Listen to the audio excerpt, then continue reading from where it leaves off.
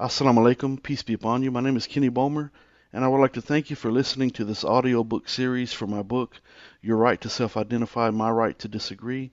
It's currently available on Amazon, at Barnes & Noble, as well as other distributors as well. I hope you enjoy. Your right to self-identify. My right to disagree. Who is oppressing whom? Written by Kenny Bomer. Narrated by Frank Block. Chapter 1. Transgenderism. Can a soul really be trapped inside of the wrong body? The question itself sounds odd. For the God conscious, such a question can be deemed blasphemous. The implication is that upon creation, our Creator, blessed and exalted is He, somehow made a mistake. Millions of them. The claim that a soul can be trapped inside the wrong body is a metaphysical belief and a form of Gnosticism. It is dualism, in that it represents a clash between the material world and the spiritual. It suggests the real self is not part of the physical world, while existing within the physical world at the same time. How can a person's soul exist in conflict with the body it dwells in? How would it have gotten there? These are questions that any reasonable person should ask. However, transgender activists are lobbying towards making such questions equivalent to hate speech. In order to discuss issues related to what many describe as a social contagion of transgenderism, it is important to first define words and terms so that a proper understanding can be achieved. I will first say that when I mention transgender or trans people throughout the course of this book, I do so reluctantly. That is because I do not believe anyone is trans. If a person believes they are trapped in the wrong body, they would still be the same internal being, even if they could change bodies. By example, if a person changes their clothing, they are still the same person regardless of what outfit they have on. Likewise, a person can change their bodies by mutilating it, installing implants, or by taking cross-sex hormones. But that would not change who they are internally. Just as a person would be the same internal being either with or without two arms. Altering the outward appearance of the body does not change its genetic makeup or DNA. Therefore, there is no such thing as a trans person, just as there is no such thing as transformers called Autobots or Decepticons. What is transgenderism? Transgenderism is a word that was first used in 1974, and it is defined as being of, relating to, or being a person whose gender identity differs from the sex the person had or was identified as having at birth. Transgenderism is often confused or conflated with the word transsexual, a word used to describe people who attempt to dress, look, and act like a member of the opposite sex. Yes, there are men who dress like women and women who dress like men, but there is no such thing as a transsexual. There has never been a successful sex change operation in the history of the world, and that includes with or without surgery. Biology itself is proof of that, and DNA has a final say-so on the matter. Males will always have XY chromosomes, and females will always have XX chromosomes, regardless of any surgical or medical costuming that takes place. Claiming that someone can change into the opposite sex is unscientific and unrealistic. Transgender activists know that. Hence the reason for inventing innovative words and terminologies in the attempt to explain their position. However, they fail to do so effectively because their claims are filled with impossibilities and contradictions. Another word that is important to be familiar with is gender. Merriam-Webster's dictionary defines gender as a subclass within a grammatical class, such as noun, pronoun, adjective, or verb, of a language that is partly arbitrary, but also partly based on distinguishable characteristics, such as shape, social rank, manner of existence, or sex, and that determines agreement with and selection of other words or grammatical forms. It is the behavioral, cultural, or psychological traits typically associated with one sex. Gender is not the same as sex. However, It is being understood to describe the stereotypical behaviors or roles of males and females in society. The word sex is another important word to be familiar with when discussing this topic.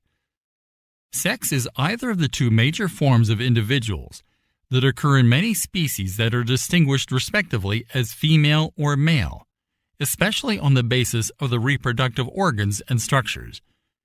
It is the state of being either male or female based on the sum of the structural, functional, and sometimes behavioral characteristics of organisms that distinguish between males and females according to Merriam-Webster's dictionary. Human beings are comprised of organisms within our DNA that are organized in specific genetic codes that clearly distinguish males from females. No one has questioned that until the 20th century. It is important to point out that Dr. John Money, the man known as the father of gender theory, and his accomplice, Dr. Harry Benjamin, were instrumental in attempting to redefine gender in the 60s and 70s, and their theories continue to be major contributors in its reemergence in modern gender theories of today. Money and Benjamin hijacked the word gender from Samuel Johnson's first dictionary in the 1700s, where the number one definition applied to grammar, not people. The second definition did refer to sex as being male or female, but it was related to the breeding of animals, and the traits that male and female animals displayed amongst themselves. Money and Benjamin took the word gender out of the realm of grammar in the animal kingdom, where it originated, and conflated it with the word sex. Although their theories were highly scrutinized and debunked, they laid the foundation for the modern-day gender theories of the transgender movement as related to the so-called spectrums of gender identities that are propagated today. I will address Money and Benjamin in more detail in later chapters. Gender identity is defined by Merriam-Webster as a person's internal sense of being male, female, some combination of male and female, or neither male nor female. Along with that, the transgender movement has developed 112 gender pronouns and 71 suffixes used to describe the various combination of gender identities that exist along a so-called spectrum. However, the words and their definitions are very bizarre, and most transgender people can't name them, let alone define them. When questioned about them, most resort to using the same old pronouns of male and female that have been used for centuries, although most will mention the words binary and non-binary when questioned. Binary is something made of two things or parts or division into two groups or classes that are considered diametrically opposite. For example, males and females. Non-binary is something or someone not restricted to two things or parts. It does not use two as its base when relating to or being a person who identifies with or expresses a gender identity that is neither entirely male nor entirely female. Many people who claim to be non-binary use they and their as their preferred pronouns when referring to themselves as individuals, thereby using plural expressions to describe a singular identity. The word identity is defined as the distinguishing character or personality of an individual that expresses their individuality, which is established by their psychological identification. Transgender people claim their sexual identity is assigned to them by a doctor at birth, and that it can be changed or reassigned later in life to correct it during their so-called transition. Transition is defined as passage from one state, stage, subject, or place to another. It is a change, a movement, development, or evolution from one form, stage, or style to another. Can a person change anything about themselves other than appearance, thinking, attitude, or beliefs? Such a person can change locations, relationships, occupations, etc. But can a person change what biologically proves them to be? Can someone change what our Creator, blessed and exalted is He, created them to be? Of course not. But transgender activists claim it is possible. They claim that people can simply reassign something that no human being could have assigned in the first place. If it were true that doctors assign sex at birth, wouldn't there be an established criteria in the world of medicine for doing so? Wouldn't the medical community have standards in place to regulate such actions? Wouldn't courtrooms be full of malpractice lawsuits if doctors were assigning sex to babies on a whim? Wouldn't the polite thing for doctors to do under such circumstances be to ask parents if they would prefer a male or female child? What would happen if the mother wanted a daughter and the father wanted a boy? Would the doctor flip a coin or have the parents draw straws to decide what the sex of their child would be, if in fact the doctor assigned sex at birth? What if the doctor said, "Congratulations, you have a brand new baby girl," and then the father said, "No, make it a boy"? The world would be in complete and utter chaos. Why is there a need for ultrasound technicians if doctors assign sex at birth? What if a technician told parents they were having a boy, but upon delivery the doctor changed the sex of the child to a girl? Trips to delivery rooms would be like trips to casinos. They would turn into battlefields, and gender reveal parties would be useless. However, if the claims of trans activists were true, these are the types of odd scenarios that could occur, especially when people like Dr. Deanna Atkins, a professor at Duke University and director of the Duke Center for Child and Adolescent Care, make comments like the ones below about a person's feelings overriding primary and secondary sex characteristics, like she did during the North Carolina House Bill 2, HB 2, case hearing in which she said, "From a medical perspective, the appropriate determinant of sex is gender identity. It is counter to medical science to use chromosomes, hormones, internal productive organs, external productive organs, or secondary sex characteristics to override gender identity for the purpose of classifying someone as male or female." Dr. Deanna Atkins. To understand the gravity of such a statement being made by a member of one of the nation's top universities, it is important to know what primary and secondary sex characteristics are. Primary sex characteristics, labeled as such for good reason, are present at birth. They are comprised of internal and external genitalia, for example, penis and testes for males, and vagina and ovaries for females. Secondary sex characteristics, on the other hand, begin to manifest at puberty and continue through post-pubescent phases of development. For example, breast growth and wide hips for females, facial hair and an Adam's apple for males, and pubic hair for both. These are God-given characteristics determined in the womb, not by a doctor, ultrasound, mother, or father, and not by the individual themselves. They are not based on feelings. They are based on biological facts. Facts proving that there is no viable way a person born with testes can ever be the sex of a person born with ovaries and vice versa. All of the want, feelings, and passion in the world will never make that possible. Nor will any intrusive surgery or medical costuming that might be used to violate the natural design of males and females.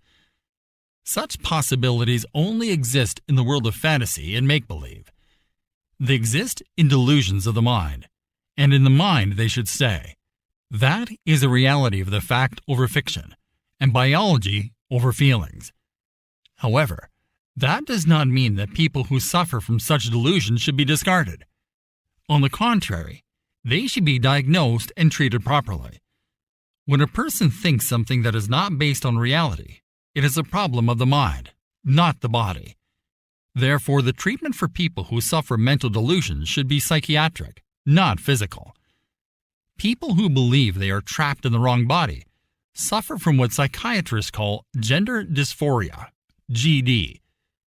Transgenderism is often confused with gender dysphoria. People who suffer from gender dysphoria have feelings that they are the opposite sex, and they suffer deep psychological stress as a result of it. They feel there is a mismatch between their gender identity, their personal sense of their own gender, and their biological sex. The condition was referred to as gender identity disorder, GID, up until 2013, with the release of the diagnostic manual, DSM-5, used by psychologists as regulated by the American Psychiatric Association. It was changed to remove the stigma associated with the word disorder. Psychologists say that approximately 1% of the population suffers from this condition, in that in the case of children, 80 to 95% eventually grow out of it by the time they hit puberty, if in fact they have not been placed on puberty-blocking drugs. Some studies have shown that 100% of the children placed on puberty-blocking drugs continue to struggle with gender identity issues instead of growing out of it. That is because the drugs prevent them from going through the natural stages of puberty that they would normally experience, and as a result, many accept the idea that they are transgender. As of June 2022, there was approximately 1.6 billion people in the United States ages 13 and up who identified as transgender, and about 43% of them were between the ages of 13 and 25, according to a report conducted by UCLA Williams Institute. The report was based on data from 2 surveys conducted by the Centers for Disease Control and Prevention from 2017 and 2020, as well as advanced statistical modeling. Research discovered that the percentage and number of U.S. adults who identify as transgender has remained consistent over time. However, the numbers for people between the ages of 13 and 25 years old doubled between 2017 and 2020, although different methodologies were used in the surveys. The number of U.S. adults who identify as transgender, 1.3 million, represents 0.5% of the adult population. Among U.S. youth ages 13 to 17, approximately 300,000 identified as trans, or 1.4% of the U.S. population in that age group. That group also made up about 18% of the transgender identified population in the U.S., up from 10% in the 2017 study. The numbers continue to rise. Not all people who suffer from gender dysphoria identify as transgender. Being transgender means to identify as the opposite sex without necessarily experiencing any accompanying distress. Some people start identifying as the opposite sex without having any serious issues, whereas people who suffer from GD know they are not the opposite sex, so they do not identify as being transgender. They simply want to feel comfortable in their own bodies. It is the transgender activists who have confused the terms. Transgender activists are distinguishable from people who suffer from GD and people who identify as being trans, because most of those people are not activists. But there is a group who are activists, and they promote the transgender worldview. That is where the word transgenderism comes into play. They are the people who claim that a person's sex is merely assigned at birth, and that because it is assigned, it can be reassigned later in life. They say that gender exists within the thoughts and feelings of people. Therefore, the body can be reconfigured to match what is in the mind. Instead of treating people with counseling to help them be comfortable with who they are, the activists promote sex reassignment surgery and suggest that the solution is to change the reality of the body instead of dealing with the delusions of the mind. The people who truly suffer from gender dysphoria are victims of the trans activists. They suffer from legitimate issues, but are being led astray by activists who tell them and their families that the solution to their problems is puberty blockers, cross-sex hormones, sex reassignment surgery, a new wardrobe, and a new name. How can sex be reassigned when it was never assigned in the first place? In 1979, Dr. Paul McHugh, Distinguished Service Professor of Psychiatry at the Johns Hopkins University School of Medicine, JHU, ended sex reassignment procedures at the prestigious university. JHU is the birthplace of gender ideologies developed by Dr. John Money, but studies by the university itself have proven them to be false. However, in 2017, JHU started offering those services again, not because of some newfound evidence in science, but as a result of the aggressive campaign to promote transgender ideologies backed by the Biden administration. Many other universities have since followed suit. Even as early as 2007, Boston's Children's Hospital became the first major program in the United States to focus on children and adolescents affected by gender dysphoria, as they proudly mention on their website. By 2017, the number of pediatric clinics dealing with gender dysphoria jumped to 45 or more. Now there are hundreds, even despite numerous studies that show 80 to 95% of children affected by gender dysphoria naturally grow out of it by the time they hit puberty, if allowed to develop naturally. Those statistics are usually ignored by transgender influencers, who claim that unless those children are placed on puberty blockers and cross-sex hormones, they will wind up committing suicide. No one in their right mind commits suicide. Suicides occur as a result of mental illness. Over the past 20 years, a growing body of research has focused on suicidality among transgender individuals in the United States, including prevalence estimates and risk factors associated with suicidal thoughts and attempts. Studies of the transgender population demonstrate that the prevalence of suicidal thoughts and attempts among transgender adults is significantly higher than that of the U.S. general population. Additionally, statistics prove that an average of 41% of people who identify as transgender wind up attempting suicide at some point in their lives, and people who undergo sex reassignment surgery are 19 times more likely to die by suicide. The rates of suicide and mental illness does not change, even after transitioning.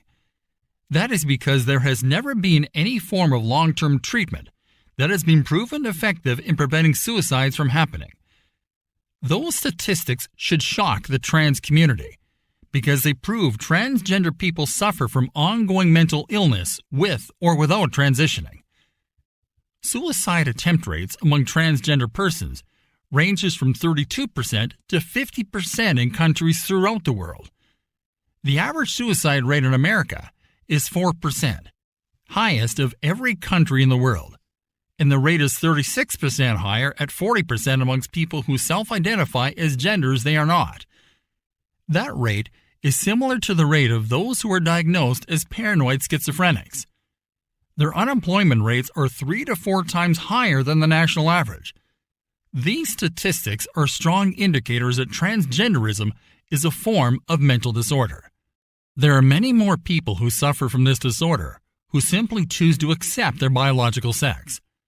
They never attempt to self-identify as being a sex opposite their anatomy. They accept the reality of their bodies, and thus prove that it is possible to deal with the issue even without help, let alone sex reassignment surgery.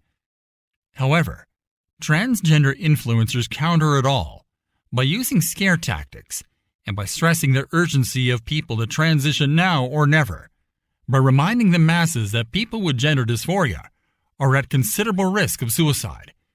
They do so despite the fact that those rates remain amongst that group of people both before and after their attempt at sex reassignment.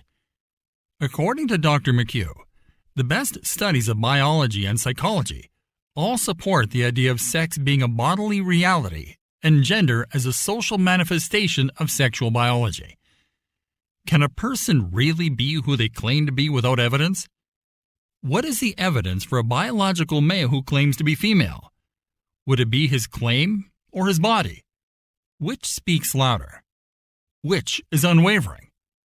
The body is consistent, but the claim would be inconsistent because of the self-admitted inconsistency of the claimant who says, "My body is biologically male, but my brain is female." Would the words of a person who claimed half of their body is white and the other half is black be of sound reasoning? Would anyone believe such a claim possible if it were not made thousands of times by people promoting the idea? I do agree with the transgender activists who say gender is a social construct. Social constructs are forever changing, whereas a person's sex does not. Social constructs reflect shared ideas or perceptions that exist only because people in society accept them. But we have the option as human beings blessed with God-given faculties of logic and reason to think for ourselves and reject things that society accepts when we see problems. Some in society say homosexual marriage is okay, as reflected in the laws of some states. Others reject same-sex marriages. Don't we have the right to reject things that others accept? As for now, We do not have to accept the delusional fantasies or beliefs of others, no matter how large the group espousing them. However, that right is slowly being taken away. The push for transgender rights by trans activists is so bold and brazen that they go above and beyond to the point of impeding on the rights of others. Speaking out against them or questioning their claims can easily place you under attack, as has been the case for numerous people who have asked even the most basic of questions like, "What is a woman?" If a biological man is going to claim that he feels like a woman, shouldn't he be able to describe it? Is placing that expectation on such a person too much to ask? Is the question equivalent to hate speech? Of course not. In October 2017, the state of California enacted a law that threatened jail time for healthcare workers who refused to use the requested gender pronouns of their patients. New York also adopted a similar law in 2016 that applied to employers, property owners, and business owners. Both laws are unconstitutional. The First Amendment's freedom of speech grants people the freedom to say unpopular things, despite the approval of the government, and the right to refuse to say things the government wants said. Herein lies my argument. As a Muslim, I believe and follow the laws of Islam, known as Sharia. The laws in Islam establish the governing principles for spiritual, mental, physical, and social behavior that must be followed by all Muslims. They categorize all of man's acts into 5 distinct categories: obligatory, recommended, permitted, discouraged, and forbidden. That also means Muslims are to follow the laws of the land in which they reside, as long as those laws do not encourage people to sin. But that is exactly what new laws are attempting to do, by insisting that people accept the claims of the transgender community. Back in 2002, the New York City Council passed a transgender rights bill in order to help protect the rights of persons whose gender and self-image do not fully accord with the legal sex assigned to them at birth. While the resulting NYC human rights law prohibited discrimination against such persons, the range of potential violations against transgender and gender nonconforming individuals that were punishable under the law was not clearly explained. This oversight was remedied on December 21, 2015, when the New York City Commission for Human Rights released new guidelines governing discrimination on the basis of gender identity or expression.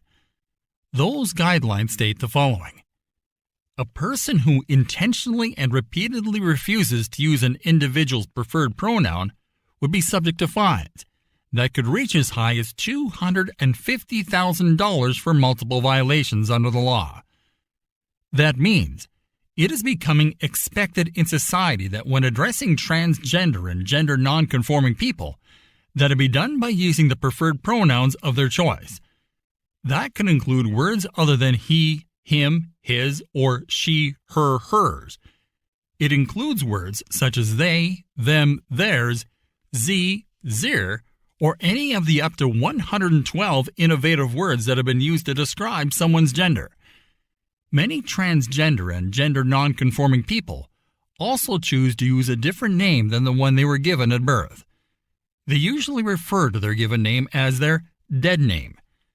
The new laws being implemented say all people, including employees, tenants, customers, and participants in programs, have the right to use their preferred name, regardless of whether they have identification in that name or have obtained a court-ordered name change, except in extremely limited circumstances where certain federal, state, or local laws require otherwise.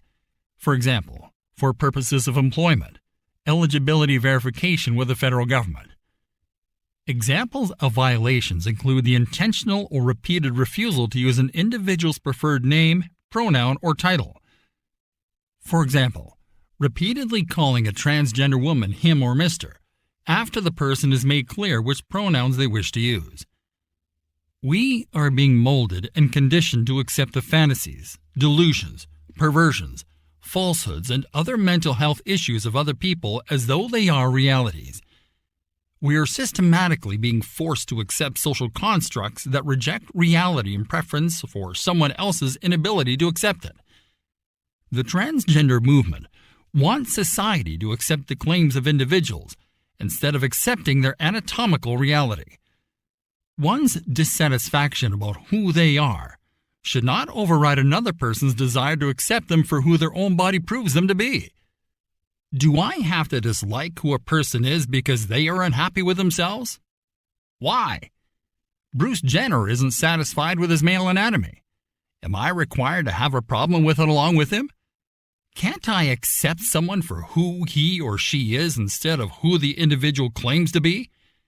Isn't it better to accept people for who they are despite the insecurities they have about themselves? If a person sees his or herself as ugly, do I have to agree?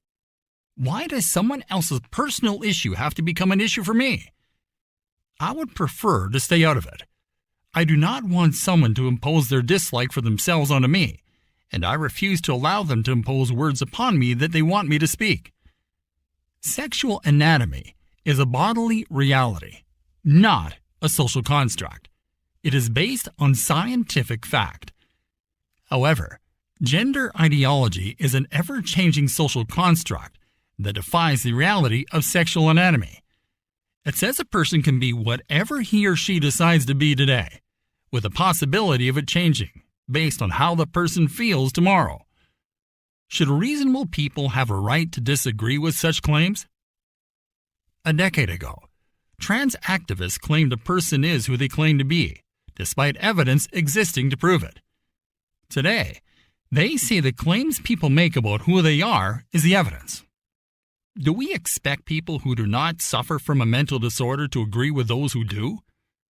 The supporters of the transgender movement obviously expect people who believe in a creator, blessed and exalted is he, to set aside the belief that it is he alone who decides what sex a person will be, and instead accept the idea that a soul has the ability to define its own body by saying it is something other than what hard evidence clearly proves it to be.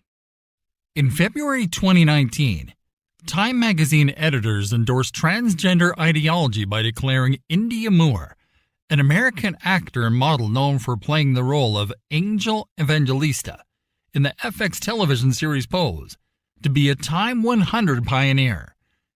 They also hired another transgender activist, Janet Mock, who lives as a woman, to write a flattering profile of Moore. The profile, as expected, completely accepts the revolutionary claim that a person's sex depends on their changeable mood, not their biology. India Moore claims to be a transgender woman despite his male body. Moore tweeted in February 2019, "If a woman has a penis, her penis is a biologically female penis." I do not know if statistics exist that demonstrate how many transgender supporters are atheists, but I suspect it is a sizable percentage. It is my personal belief that people who wish to change their gender are suffering from mental illness or feelings of guilt. It is my belief that most have homosexual tendencies, and they cope with it by making the excuse that they are the sex opposite their own, as a means to justify their sexual preferences.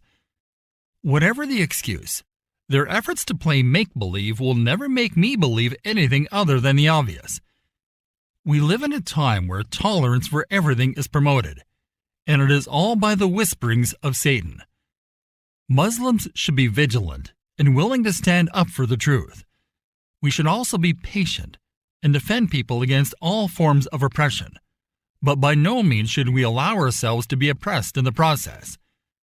To deny biological truth that is plainly obvious, it is to deny Allah, blessed and exalted is He, as the creator of that truth. Allah does not make mistakes. Everything in this life is a test, and just with any examination we take throughout the course of our lives, we must use the faculties of logic and reason that we have been blessed with in order to pass. I do not hate or have anything against any group of people. I will defend them against oppression, but I will not allow anyone to make me believe in their make-believe, and I will not play gender charades despite how much they insist on it. I do not expect anyone to believe what I believe, and I will not be deceived by those who have been deceived. All praise is due to Allah. Blessed and exalted is He. May He accept my efforts and intentions. Ameen. Let there be no compulsion in religion. Truth stands out clear from falsehood. Whoever rejects evil and believes in Allah has grasped the most trustworthy handhold that never breaks. And Allah hears and knows all things. Quran. Surah Al-Baqarah 2, Ayah 256. Chapter Al-Baqarah 2, verse 256.